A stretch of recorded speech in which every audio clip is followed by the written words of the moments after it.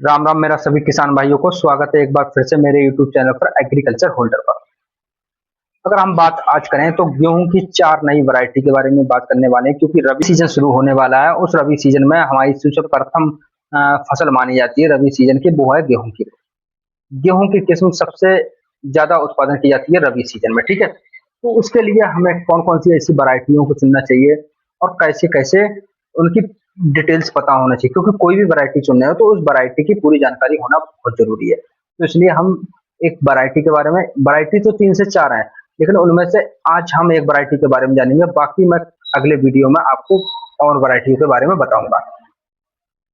अगर हम बात करें तो भारत के अंदर कुछ ही यूनिवर्सिटी है जो हर साल नई से नई वैरायटियों को रिलीज करती है या निकालती है, ठीक है। तो उसमें अगर बात करें हम तो सबसे पहला नाम आता है हरियाणा यूनिवर्सिटी का, ठीक है, जैसे चौधरी चरण सिंह यूनिवर्सिटी के नाम से जाना जाता है।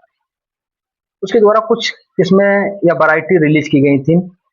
तो उसमें कुछ वैरायटी थी जो ज्यादा उत्पादन दिया उन्होंने, ठीक है। उसमें जैसे WH 1270 एक वैरायटी थी, और DBW 303 एक वैरायटी थी, उसने भी बढ़िया उत्पादन दिया। वहीं PBW की बात करें तो 872 एक वैरायटी थी, उसने भी बढ़िया उत्पादन दिया। वहीं पर अगर बात करें थी DBW 327, उसने भी बढ़िया उत्पादन किया। लेकिन आज हम जो वैरायटी के बारे में जानने वाले हैं वो वैरायटी है हमारी सबसे बढ़िया वैरायटी की। अगर बात करें तो WH 1270 वैरायटी के बारे में हम बात करेंगे। उसके बाद में एक वैरायटी कल हम बात करेंगे जो वो भी बहुत ही बढ़िया वैरायटी है।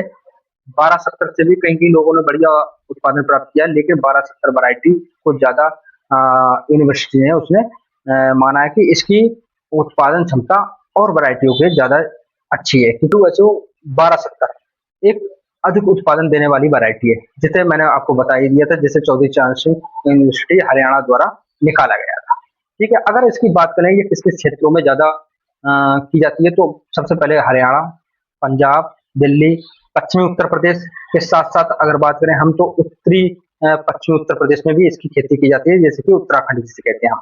तो वहां पर भी ये किस्म की खेती अच्छी खासी की जाती है, वहां पर भी आप इसे उगा सकते हो, ऐसा समझ लो एक प्रकार से यूनिवर्सिटी का ये कहना है। की बात करें तो इसका टाइम टेबल कितना रहने वाला है, ये अगेती किस्म की श्रेणी में आती है। सबसे पहली बात तो आप यानी कि इसकी आप बुवाई अक्टूबर के अंतिम सप्ताह और नवंबर के प्रथम सप्ताह में आसानी से कर सकते हो, ठीक है, पहली बात।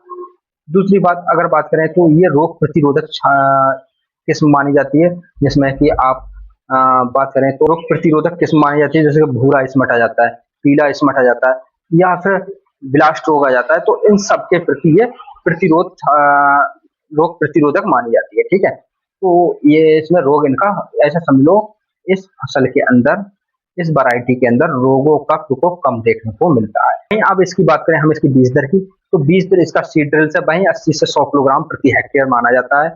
बीज दर की ये सीमा रहने वाली है। और बीज दर को बोने से पहले आप कार्बनडाजिम या मैंकोजेब से 2 ग्राम दवा प्रति किलोग्राम बीज के हिसाब से उपचारित जरूर कर लेना चाहिए, जिससे आपकी फसल में जो प्रारंभिक अवस्था में आने वाले रोग से आसानी से बचा जा सकता है, ठीक है। अगर हम इसकी बात करें सिंचाई की, तो लगभग ये 5 से 6 सिंचाई में पूरी तरह से कंप्लीट हो जाती है, यानी कि 5 से 6 सिंचाई इस फसल के लिए चाहिए होती है। अब बात आ जाती है उसके उत्पादन पर, क्योंकि मेन तो पॉइंट उत्पादन ही है ना फसल का, कि उत्पादन कितना प्राप्त होता है, तभी तो वैरायटी को माना जाता है। तो वैरायटी का अगर उत्पादन देखा गया तो औसतन उत्पादन की अगर बात की जाए इसकी, तो औसतन उत्पादन लगभग 71.8 से लेकर 75 कुंटल प्रति हेक्टेयर तक देखा गया है, ठीक है।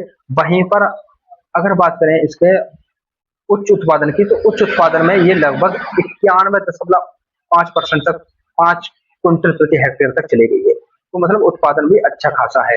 इसलिए फसल के लिए अगर गेहूं की फसल की बात की जाए तो गेहूं की फसल के लिए यह वैरायटी बहुत ही ज्यादा सुटेबल है, क्योंकि रोग प्रतिरोधक क्षमता कम है और साथ ही साथ इसका उत्पादन भी बेहतर है।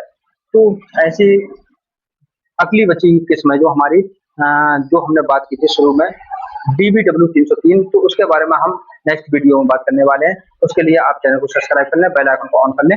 धन्यवाद।